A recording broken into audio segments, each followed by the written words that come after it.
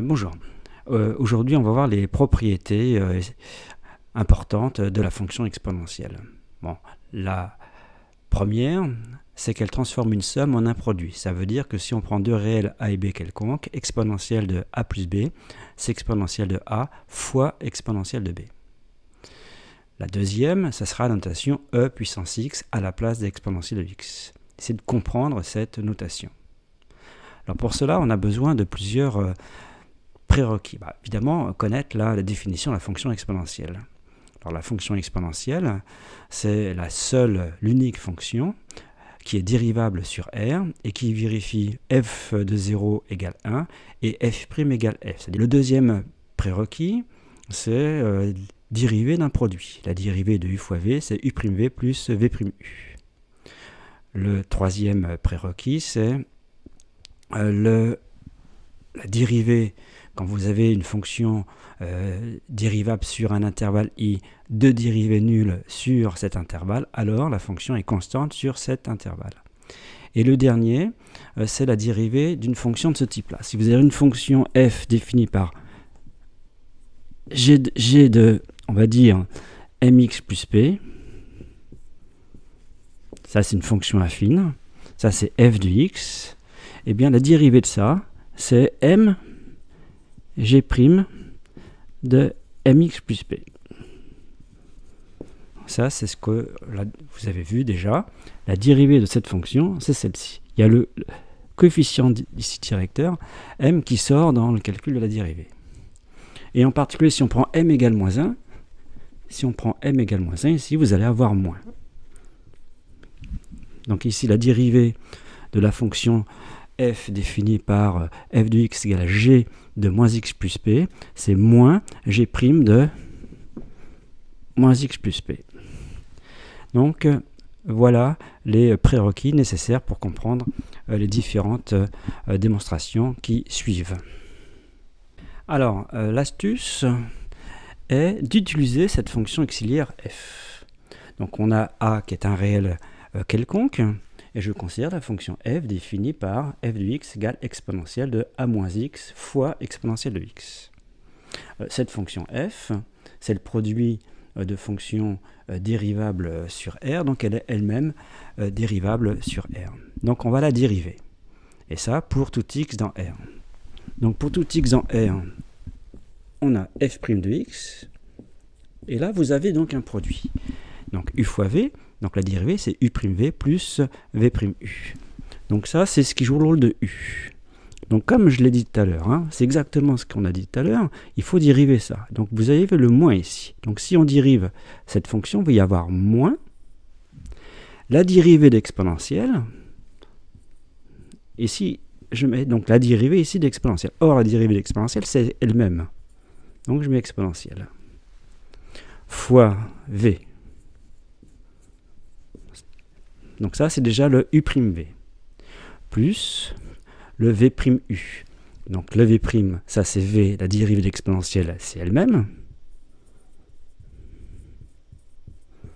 Fois u exponentielle de a moins x. Et ça, c'est vrai pour tout x dans R. Remarquez que ceci et ceci, c'est exactement la même chose. Donc en fait, comme il y a moins de vent, ça donne exactement 0. Donc pour tout a, parce qu'ici au départ a était quelconque, et pour tout x, vous avez f' de x qui vaut 0. Donc on a dit que quand vous avez une fonction de dérivée nulle sur un intervalle, alors elle est constante sur cet intervalle. Donc la fonction f est constante. Donc je mets ici la constante, et comme elle est constante, il suffit de prendre une valeur de x pour trouver cette constante. Eh bien, on va prendre x égale 0, puisqu'on sait qu'exponentielle de 0, c'est 1. Et donc, si on remplace x par 0, ça fait ici exponentielle de a. Donc ici, je répète, la constante, on la détermine en prenant n'importe quelle valeur de x. Ici, la seule disponible, c'est x égale 0. Donc, on obtient cette relation pour tout x et pour tout a. Ça, c'est la relation, disons, pivot qui permettra d'obtenir par ricochet en quelque sorte d'autres propriétés. Eh bien la première qui se déduit directement de celle-ci, c'est comme c'est vrai pour tout x et pour tout a, je vais garder le pour tout x et je vais prendre a égale 0. Donc si on prend a égale 0, il vient exponentielle de moins x fois exponentielle de x égale exponentielle de 0, c'est-à-dire égale 1. Donc ça c'est vrai pour tout a et pour tout x, et ça c'est vrai pour tout x. Donc là c'est une relation aussi importante, celle-ci aussi. Donc de cette deuxième relation, que peut-on en déduire? Eh bien déjà que exponentielle ne s'annule pas. Parce que si ça s'annulait pour une certaine valeur, eh bien ce produit s'annulerait. Et donc ça ne pourrait pas valoir 1. Donc déjà cette égalité, ça implique qu'exponentielle de x différent de 0 pour tout x. Donc la fonction exponentielle ne s'annule pas. Et comme ça ne s'annule pas, je peux ici diviser par exponentielle de x, donc on obtient comme autre formule qu'exponentielle de moins x, c'est 1 sur exponentielle de x. Donc ça transforme un opposé en un inverse. Bon, ça c'est une troisième propriété. Je répète, j'ai pu diviser, je divise parce que on sait que pour tout x, exponentielle de x est différent de 0. Alors on verra après en complément qu'en fait même que c'est strictement positif. Mais ça sous-entend l'utilisation du théorème des valeurs intermédiaires pour des fonctions continues. Ça sera, disons, qu'un complément. Donc ça, c'est la troisième formule sur la fonction exponentielle. Maintenant, je vais prendre ici x égale moins b. X égale moins b. Si vous préférez, b égale moins x. Quand x décrit R, b aussi décrit R. Donc si on dit pour tout x dans R, je pourrais dire pour tout b dans R. Donc si je remplace x par moins b, on obtient exponentielle de a plus b fois exponentielle de moins b égale exponentielle de a. Bon. J'écrirai plus à gauche. Et on a vu qu'exponentielle de moins b, c'est 1 sur exponentielle de b. Donc je remplace ça par 1 sur exponentielle de b, et je multiplie donc par exponentielle de b de l'autre côté. Donc on obtient que exponentielle de a plus b, c'est exponentielle de a fois exponentielle de b. Et ça, cette relation, donc c'est une quatrième relation, elle est vraie pour tout a et pour tout b réel. Donc la fonction exponentielle transforme bien une somme en un produit. Maintenant, si je fais exponentielle de a plus a, comme ça, avec ici n termes. A est écrit n fois. Si j'applique cette propriété, ça va me faire exponentielle de a fois exponentielle de a fois exponentielle de a avec n facteurs. Donc ça va me donner exponentielle de a à la puissance n. Alors ici, les points de suspension ne sont pas très corrects. Normalement, pour démontrer cette propriété, une démonstration qui serait rigoureuse, ce serait une démonstration par récurrence. Là, on comprend simplement que j'ai une formule avec 2 termes, et bien je peux la généraliser avec n termes. Bon, ça paraît évident, mais ce n'est pas évident. La démonstration, c'est par récurrence. Donc on a exponentielle de na, puisque ici j'ai fait a plus a comme ça avec n termes, égale exponentielle de a à la puissance n. Alors cette formule-là est donc vraie pour tout a réel et pour tout n entier naturel non nul. On a même pris n à commencer par n égale 2.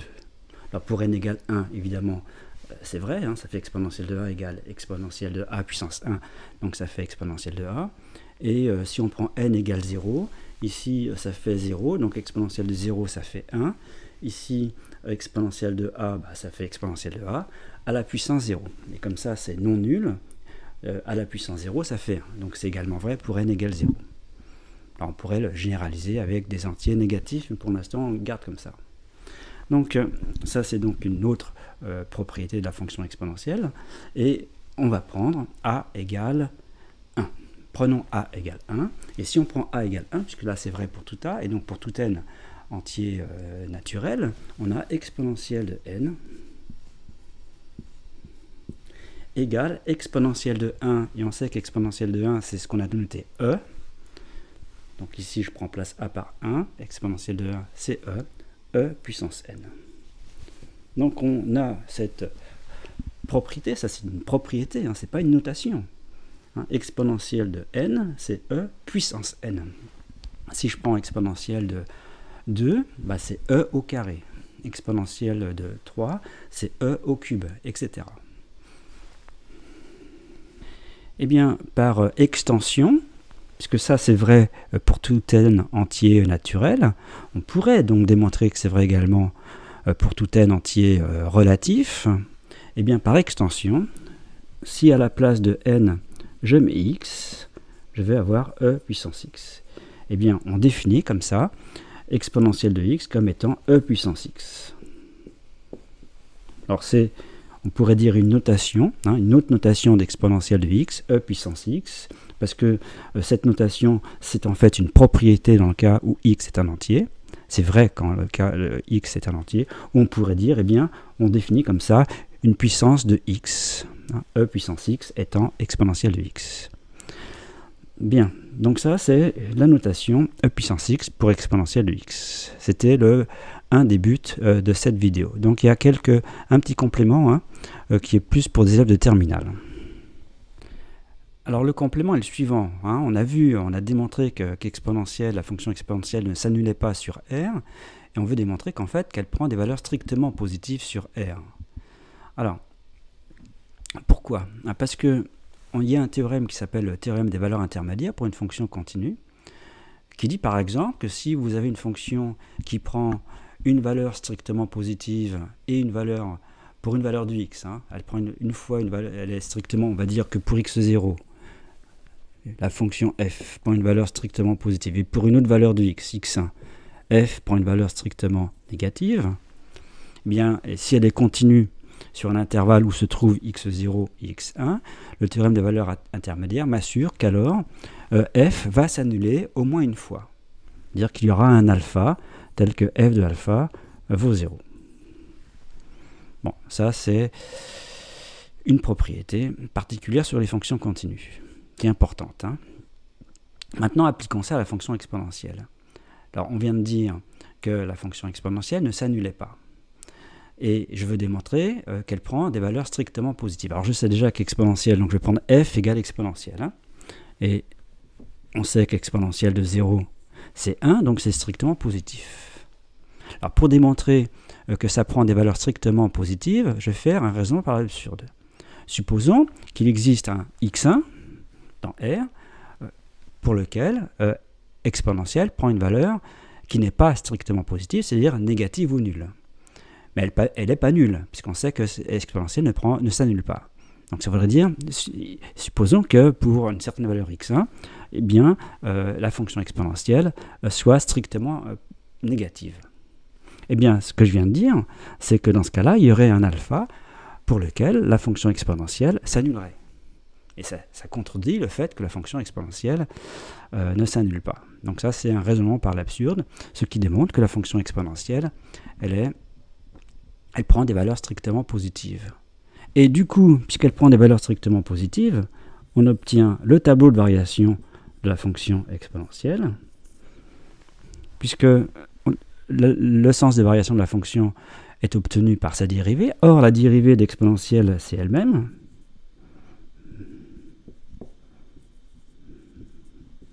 Donc ici, cette ligne-là, c'est la dérivée, c'est le signe de la dérivée que je mets. Donc la dérivée, c'est elle-même. Et on vient de dire que c'était strictement positif. Donc la fonction exponentielle, elle est strictement croissante. Et elle prend des valeurs strictement positives. Bon, et ça c'est sur R. Alors il y a une vidéo sur une idée de la représentation graphique de la fonction exponentielle, mais je vais faire une vidéo après pour avoir une meilleure idée de la courbe représentative de la fonction exponentielle.